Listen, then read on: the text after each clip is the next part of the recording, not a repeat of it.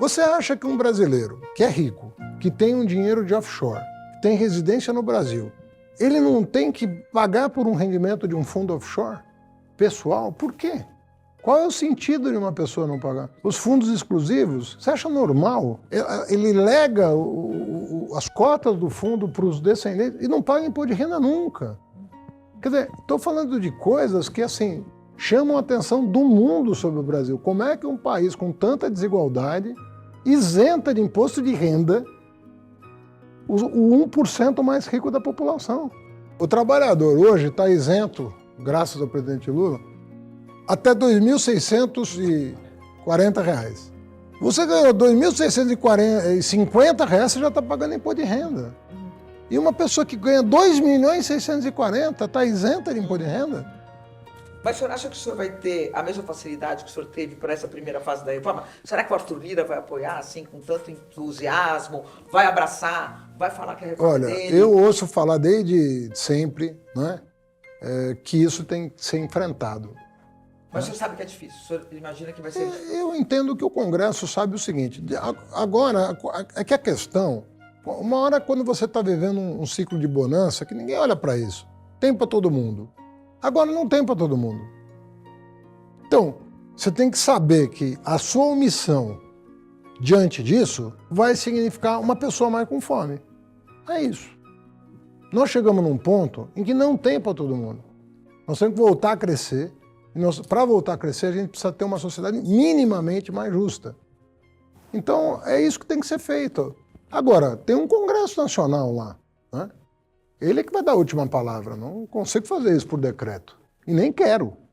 Eu quero que a sociedade escuta isso e sopese se é justo ou não ter que cortar o salário mínimo e o Bolsa Família para manter uma isenção. Repito que não existe em nenhum outro lugar, a não ser em paraíso fiscal.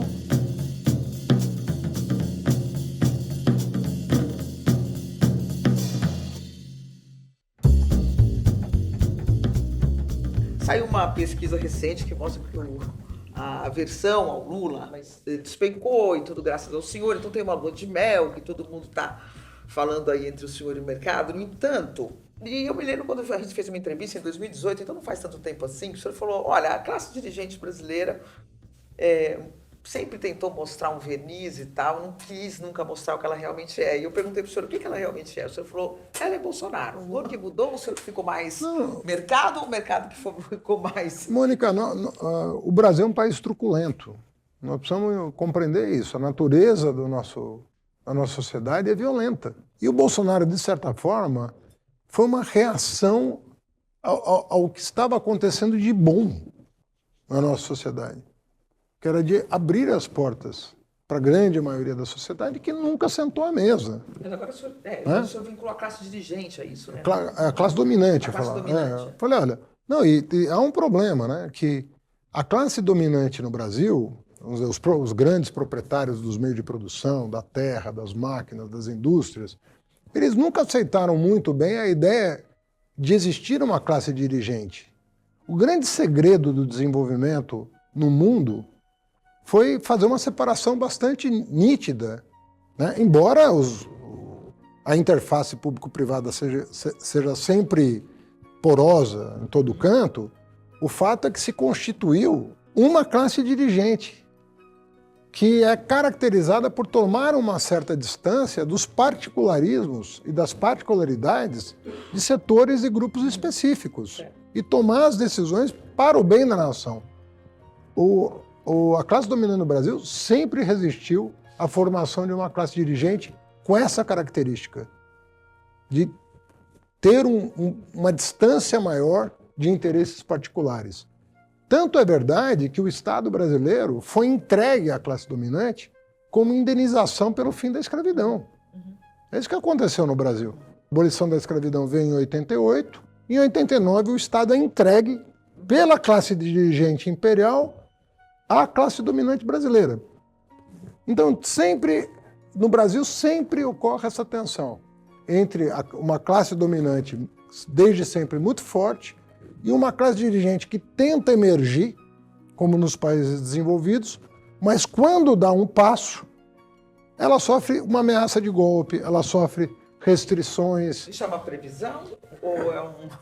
Não, é a tentativa de um aprendizado. O getulismo foi isso, o Lula, em parte, é isso. Mas hoje, como é que...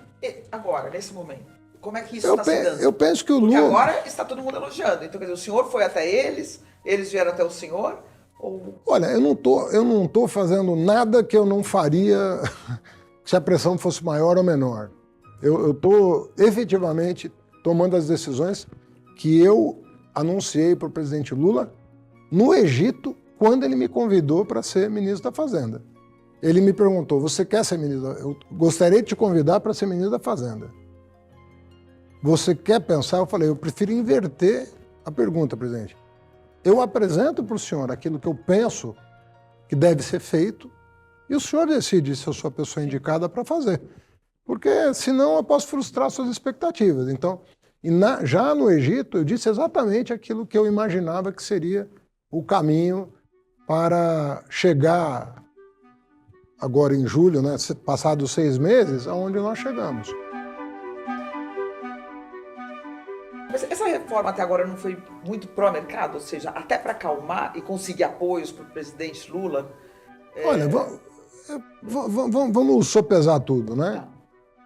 Primeira vez em 7 anos que tem aumento real do salário mínimo. Primeira vez em 7 anos que tem correção da tabela no imposto de renda. Primeira vez em 7 anos que tem aumento das bolsas de mestrado e doutorado. Que tem reajuste do Plano Nacional de Alimentação Escolar. A volta do PAA, Plano de Aquisição de Alimentos. Do Minha Casa Minha Vida. Bom, alguém no teu lugar poderia fazer a pergunta oposta. Será que você não está recuperando muito rápido os programas sociais do governo Lula, o PAC e assim por diante? O senhor não acha que foi uma reforma pró-mercado, como alguns críticos falam, à esquerda? Qual que seria a reforma pró-mercado? Acabar com o teto de gastos é uma reforma pró-mercado? Fazer uma reforma tributária ansiada há 30 anos é uma reforma pró-mercado? Agora, tem coisas que é bom para todo mundo, inclusive para o mercado, entendeu? Eu entendo que o nosso desafio é recuperar a tese que vigorou durante os 8 anos de mandato do presidente Lula, 2003, 2010, de que os de baixo ganharem um pouco mais não significa os de cima perder. Entendi. Significa os de cima ganhar um pouco menos, mas ganhar relativamente aos de baixo que precisam ser promovidos. Então, é compatibilizar na direção de uma sociedade um pouco mais equilibrada, que a nossa sociedade está entre as mais desiguais do mundo. Eu considero, desde a redemocratização, desde os anos 80, o período do presidente Lula o melhor período que nós vivemos até aqui. E o que eu disse para ele foi o seguinte, eu espero não ter que convencer o senhor de que o senhor foi o melhor presidente da República. Não, porque estava muita gente dizendo que não era que não tinha condições de ser daquele jeito. E eu falava, mas o senhor foi o melhor presidente. Óbvio que as circunstâncias são outras, você não tem o ciclo de commodities, você não tem uma série de coisas. Mas aquela linha que o senhor estabeleceu e que eu acompanhei ao longo de 8 anos, inclusive na área econômica no primeiro ano, é a linha que precisa ser recuperada, adaptada às circunstâncias atuais. Mas não dá agora para prometer o espetáculo do crescimento que ele prometeu. O Brasil, e cumpriu, né? E cumpriu. Mas o Brasil tem que crescer mais e pode crescer mais. Não tem nenhuma razão estrutural para que o Brasil, tomando as providências devidas, e a reforma tributária é essencial, tem gente que não investe no Brasil porque não acredita, não vê segurança nenhuma no nosso sistema tributário. Com razão. Aí você vai perguntar, bom, mas essa pessoa vai esperar, então, a transição da reforma tributária para investir no Brasil? Não, porque quem vem para o Brasil não vem para ficar 5 anos. Então a pessoa vai olhar, bom, o país tomou jeito. Mas foi aprovada uma parte da reforma, agora vem uma segunda parte, que é a reforma sobre a renda. Há 10 anos exatamente, o senhor falou uma frase... 10 anos? 10 anos, passou, né? Você foi fazer essa pesquisa? pesquisa? E o senhor falou, que foi uma frase bem emblemática, o senhor falou o seguinte, a Casa Grande não deixa a desigualdade ser reduzida na velocidade que a gente deseja. E o senhor falou também, eu sou socialista, eu acredito na necessidade de distribuição de renda. Eu queria fazer 2 perguntas. Primeiro, o senhor mantém essas afirmações? E o senhor acha que agora vai conseguir taxar patrimônio e renda? Por quê? Primeiro, se o senhor mantém essas afirmações, que o senhor é socialista, acredita na necessidade da Não, eu discussão, tenho, e que a Casa Grande... eu tenho uma formação, eu tenho livros escritos e reiterados. Não, mas veja bem, eu sou uma pessoa de centro-esquerda, eu tenho uma concepção de sociedade muito diferente da que a gente vive. Não entendo que... socialista? Eu tenho formação de esquerda. Né? E não tenho nenhum problema com isso. Pelo contrário, eu tenho orgulho da formação que eu tenho. Uhum. É lógico que ao longo dos anos eu mudei, mas o meu compromisso com o tema da emancipação das pessoas, de que cada indivíduo, cada ser humano merece sonhar, projetar um futuro, é um compromisso de vida. E agora, essa frase da Casa Grande que não deixa a desigualdade ser reduzida na velocidade em que se deseja... É lógico que... Mas isso remete para a primeira frase que eu falei. Aqui sempre houve uma resistência da constituição de uma classe dirigente... O senhor acha, então, que vai distinta da classe... Claro. Agora, seja, não vai ser aquela lua de mel que foi essa primeira Mas se no maior escândalo foi a privatização da Receita Federal, nós não conseguimos aprovar a medida provisória e tivemos 7 meses de negociação para conseguir fazer o óbvio. O CARF era um absurdo. Era o único país do mundo que tinha privatizado a sua Receita Federal.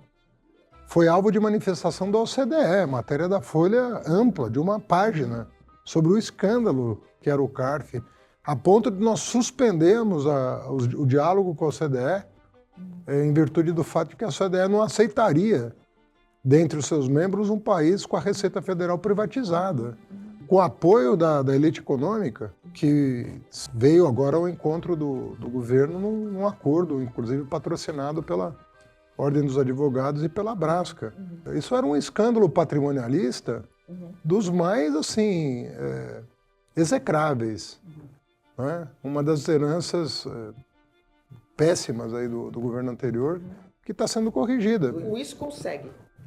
Nós vamos encaminhar um projeto de lei orçamentária com equilíbrio fiscal e com projeções conservadoras da Receita Federal, não porque seja algo novo, é porque é tradição da Receita Federal fazer projeções mais conservadoras. Por exemplo, no caso dos jogos, só para você ter uma ideia, nós estamos projetando entre 6 e 12 bilhões e estamos considerando 2.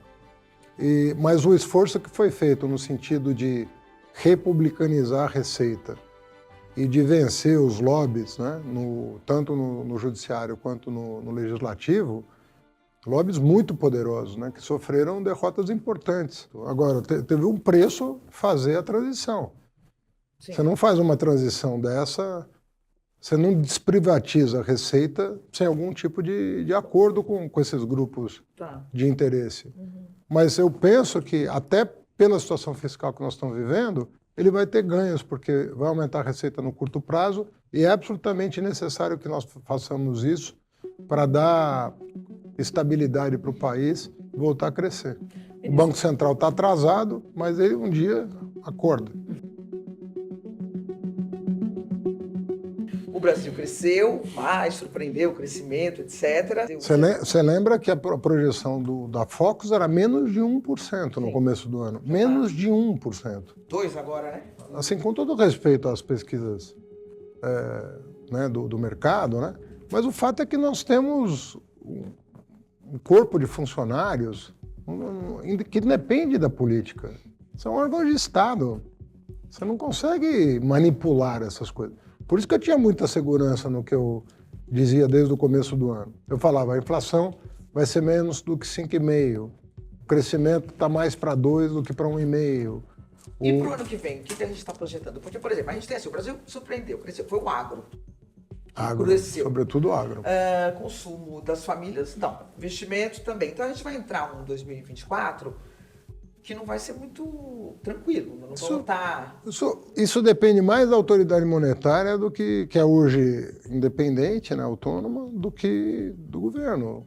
Bom, aí cada qual assume as suas responsabilidades, né? Mas cai em cima do governo, na verdade, né? Sim, por isso que existe essa divergência técnica, né?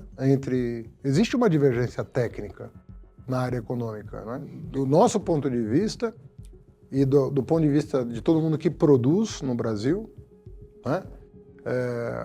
O ciclo de baixa do juro deveria ter começado. Ministro, Porque não há nenhuma ameaça inflacionária no horizonte. não tem uma ameaça inflacionária no horizonte, aí você tem duas visões sobre o Roberto Campos. Uma que diz, graças a essa ortodoxia dele, é que não tem ameaça inflacionária. E tem uma visão que dizem, não, ele é um agente desestabilizador do governo. Ele tem um projeto político e ele está exagerando para desestabilizar e comprometer o crescimento do governo. Eu queria saber qual dos dois, Roberto Campos, o senhor olha e vê.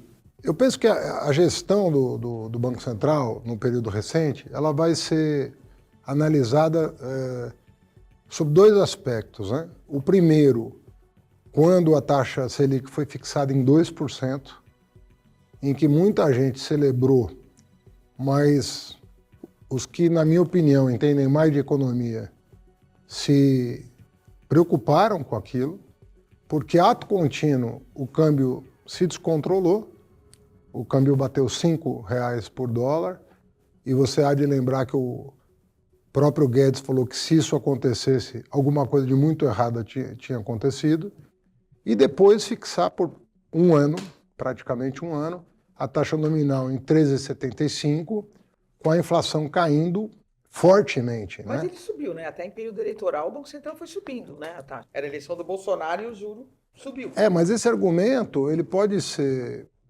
digamos, relativizado, porque mesmo quando subiu, ela ficou abaixo da inflação.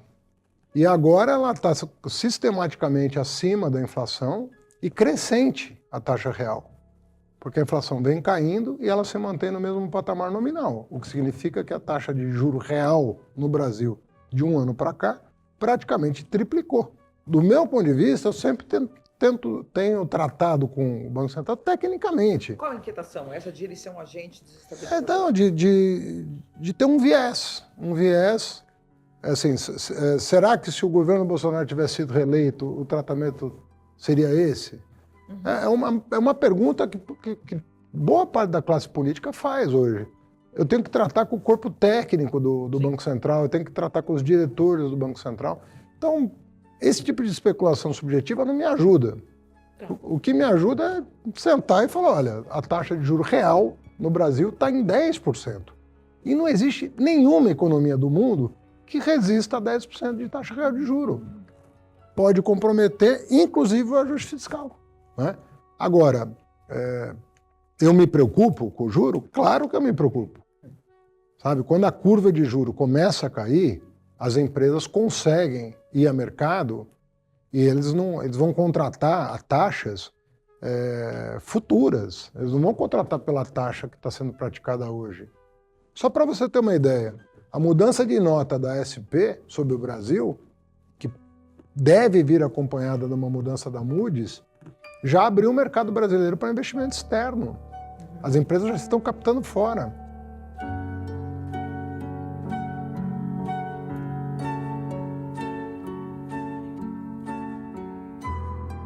O Brasil tem uma oportunidade, pela matriz energética que tem, pelo potencial de produção de biocombustíveis, ter uma matriz 90% limpa. O Brasil pode ser o desaguadouro de investimentos importantes no mundo, inclusive porque o mundo está diversificando as plantas. Ninguém mais quer colocar tudo num país só, como aconteceu com a China nos últimos 40 anos. Todo mundo queria produzir na China. Hoje as pessoas veem risco em colocar todos os ovos na mesma cesta, buscam diversificação de plantas, percebem a geopolítica do mundo de forma diferente da globalização, que beneficiou mais a China do que qualquer outro país. A China foi a grande vencedora do processo de globalização. A grande vencedora do capitalismo. Por incrível que pareça, foi o que aconteceu. Aí o capitalismo ocidental falou, pô, parece que não é tão bom para nós esse negócio de globalização, né? E não é que vai voltar para o status quo ante, não vai voltar para aquilo que era, mas vai ter uma revisão. As empresas estão repensando como investir, e o Brasil pode se beneficiar muito disso. Precisa liderar a América do Sul, não no sentido de hegemonizar, liderar no sentido de puxar o debate, né? Com seus vizinhos, sobretudo Colômbia e Chile, que eu penso que deveriam se aproximar mais do Brasil nesse momento. Aí entra um pouco esses elogios que ele faz à Venezuela, seria um pouco isso? Como é que o senhor viu isso? Porque ele foi muito criticado por isso, o senhor é do governo. Então... Eu penso que, primeiro, assim, nós temos que normalizar a situação no continente. O Lula sempre está 2 passos na frente, né? Ele está querendo normalizar as relações Mas ele rápido. fala assim, é uma democracia. Não foi um passinho um pouquinho além, quando tem alguns... Deixa eu te falar uma coisa. Existem países mais e menos democráticos, né? Isso está na literatura, não é binário, né? Nisso ele tem razão. Mas tem uma coisa que preocupa, que é o seguinte, que são as eleições livres. Isso é uma pedra fundamental do sistema democrático. Então o mundo, com razão, está preocupado se vai ser possível ter eleições livres na Venezuela. Quer dizer, se a Venezuela não demonstrar que vai conseguir patrocinar um pleito livre, absolutamente livre, incontestável, com acompanhamento internacional, com os amigos da Venezuela participando como observadores, vai ficar difícil para a Venezuela. O embargo não vai ser levantado e assim vai. Então, eu torço para que a Venezuela encontre o caminho de pavimentar, né, um pleito absolutamente livre, incontestável, e para isso, oposição e situação precisam chegar num denominador comum. Difícil de atingir, mas tem que chegar nesse denominador comum. O Lula sabe o que está em risco lá, né, e vê com preocupação. Mas é no sentido de trazer para perto, para depois poder ajudar com a autoridade de quem teve a coragem de se aproximar. Quem incorpora o pós-Lula, o senhor? Quem seriam os candidatos? O Flávio Dino? Olha, em poucas palavras, o senhor é candidato. Não, o que eu entendo que... É fato, ele não é eterno, né? O que eu entendo que nem daria para ser diferente é do PT ter um candidato. Assim, não é razoável imaginar, né, que o PT não tenha candidato. Um partido que está aí, ganhou 5 de 6 eleições, né? Não ganhou a 6ª porque as condições eram muito desfavoráveis. O presidente Lula encarcerado, uma coisa absurda. O partido vai abdicar da sua própria construção? É muito difícil isso acontecer. No entanto, assim como é difícil pedir para a oposição não ter candidato, vai ter candidato, né? Se nada acontecer daqui para 3 anos, a tendência é essa. Você vai lembrar que eu, em 2016, cogitei a hipótese, né, de que a esquerda não estaria no segundo turno em 18, mas a extrema-direita e a direita.